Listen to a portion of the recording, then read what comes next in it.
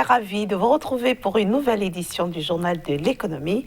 Bienvenue à toutes et à tous sur SICA. L'Angola cumule des réserves internationales nettes de change estimées à 10 milliards de dollars. Ils garantissent au pays 7 mois d'importation.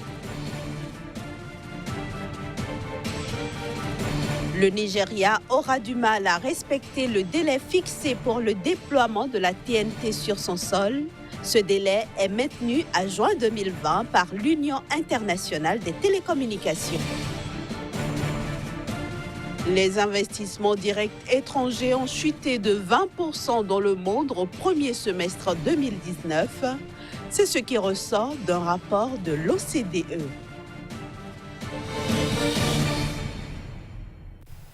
Je le disais à l'instant, les réserves internationales nettes de change de l'Angola sont estimées à 10 milliards de dollars. C'est en tout cas ce que nous apprend le gouverneur de la Banque nationale d'Angola. Selon ce dernier, ces réserves garantissent au pays 7 mois d'importation. Plus de précisions dans ce reportage.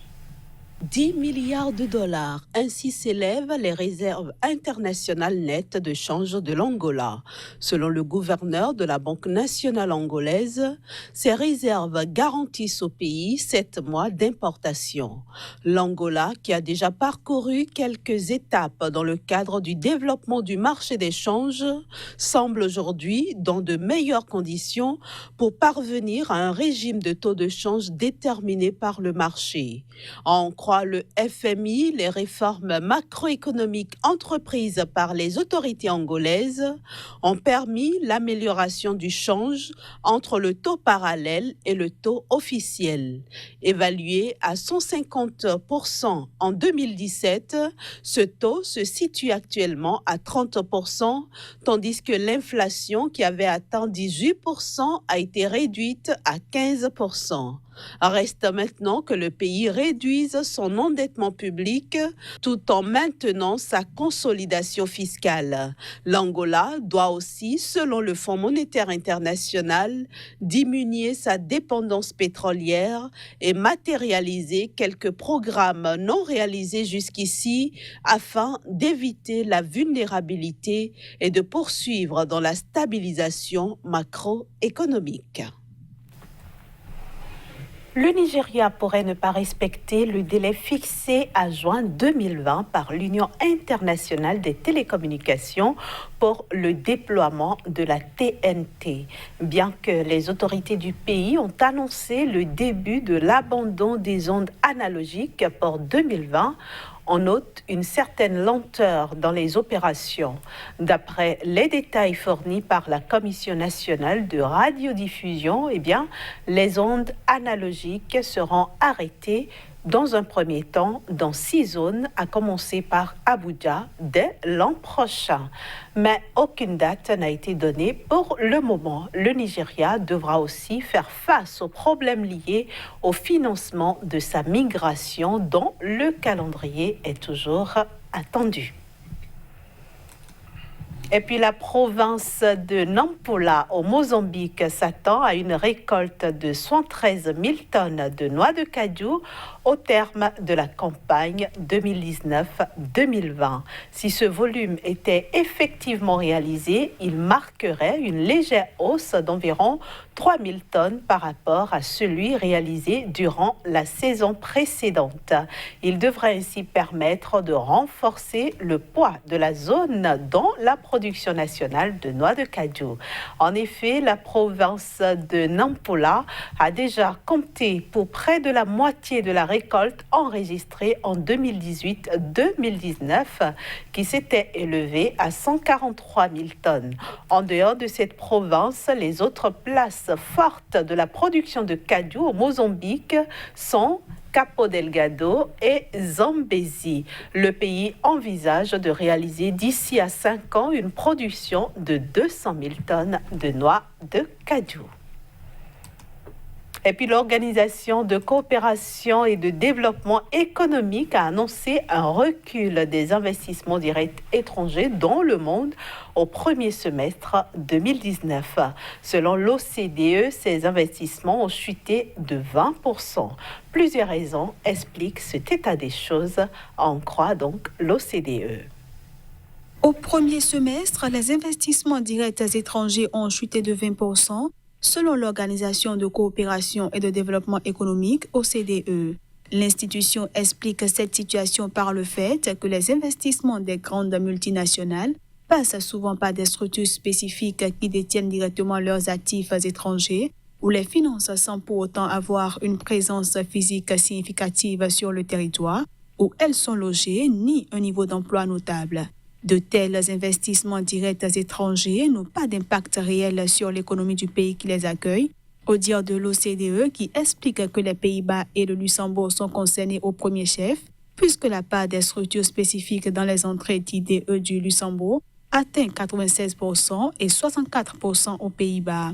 Toutefois, les pays émergents comme la Chine, l'Inde et la Russie enregistrent une hausse, tandis que les États-Unis restent la première destination d'accueil. Le rapport de l'OCDE révèle aussi que les pays émergents profitent encore de la mondialisation. Certes, au niveau global, les IDE ont fondu de 20% à 572 milliards de dollars au premier trimestre 2019 par rapport au second semestre 2018. Ceux destinés aux pays riches ont même chuté de 43% à 304 milliards de dollars. On note un reflux aux Pays-Bas, aux États-Unis et au Royaume-Uni, tandis que la Belgique, l'Irlande et l'Espagne ont souffert d'un désinvestissement. C'est la fin de la première partie de ce journal de l'économie. On se retrouve dans un court instant avec Casimir Pédior pour la suite.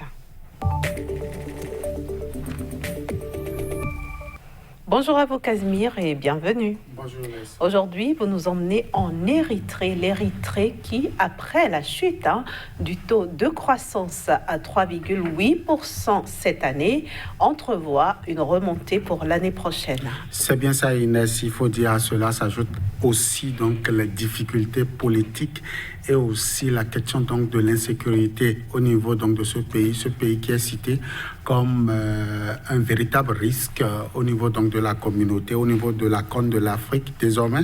Donc l'Érythrée louche 4,2% donc de taux de croissance pour véritablement relancer donc son économie. Il faut dire que l'Érythrée désormais a compris donc la nécessité de taire donc sa tension avec son voisin direct qu'est donc l'Éthiopie pour véritablement asseoir une politique des plus cohérente en termes de croissance économique mais aussi de développement.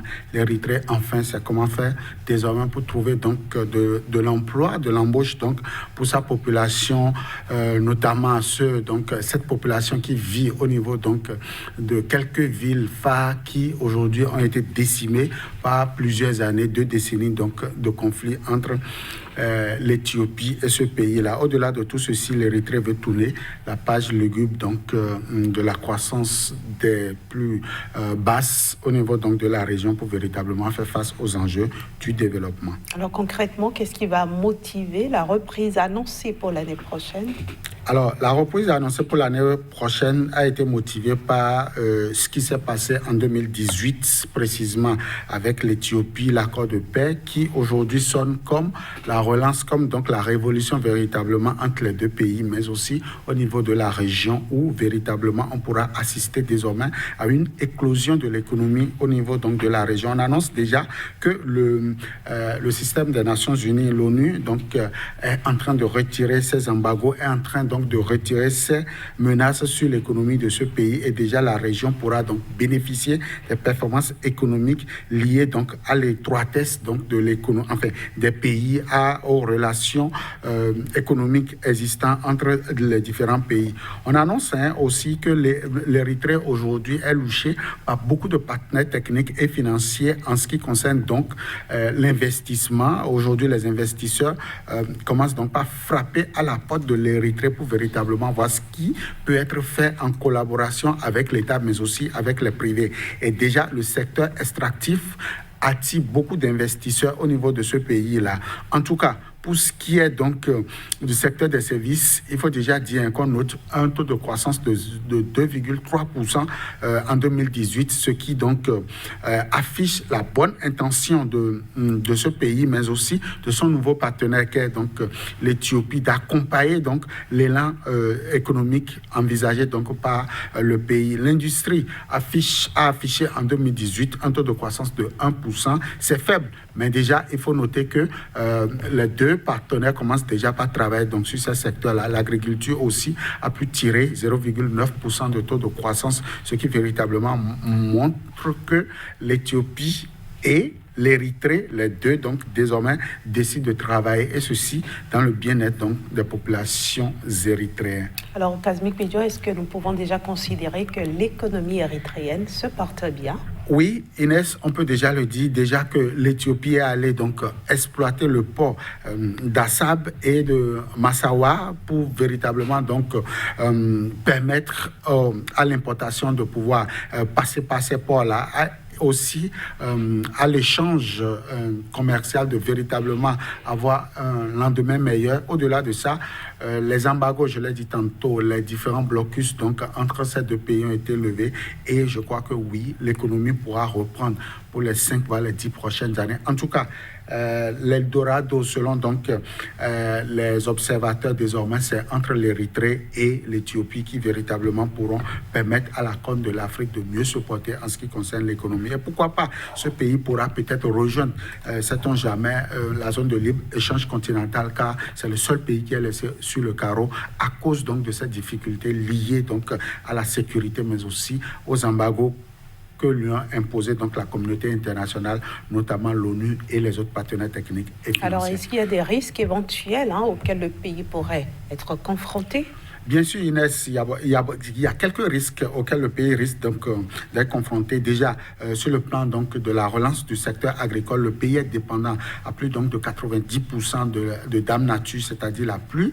Et donc, la question de réchauffement climatique, la dépendance donc à cette notion de réchauffement climatique pourrait impacter négativement, apprend-on donc des observateurs, le pays. Au-delà de ça, il n'y a que avec donc les difficultés qu'a connu ce pays, la structure administrative pouvant permettre aujourd'hui d'asseoir une politique d'économie gagnant-gagnant entre les partenaires n'est pas véritablement solide, et on craint que le pays retombe encore dans une certaine situation inconfortable. À ceci viendra s'ajouter un troisième point qui n'est pas des plus importants, mais également qui pourra influencer la vie économique de ce pays. C'est la jeunesse donc de ce pays-là qui, par ces temps de crise, n'a véritablement pas acquis les notions pouvant permettre aujourd'hui au secteur névralgique de l'économie de mieux se porter. Et donc, il va falloir que l'Érythrée investisse au niveau du capital humain pour espérer quand même grande chose en ce qui concerne sa relance. Donc, ces risques peuvent affecter d'ici les 5 voire les 10 prochaines années l'élan de solidarité, l'élan donc des responsables au niveau du pays de véritablement asseoir désormais une économie des plus prospères au niveau de la région. Merci beaucoup, Kazmik Bédio. Merci d'être passé sur Sika et à bientôt. Toujours avec le même plaisir. Voilà, chers amis téléspectateurs, ce sera tout pour ce numéro du Journal de l'économie. Merci de nous avoir suivis et très bonne suite de programme sur Sika.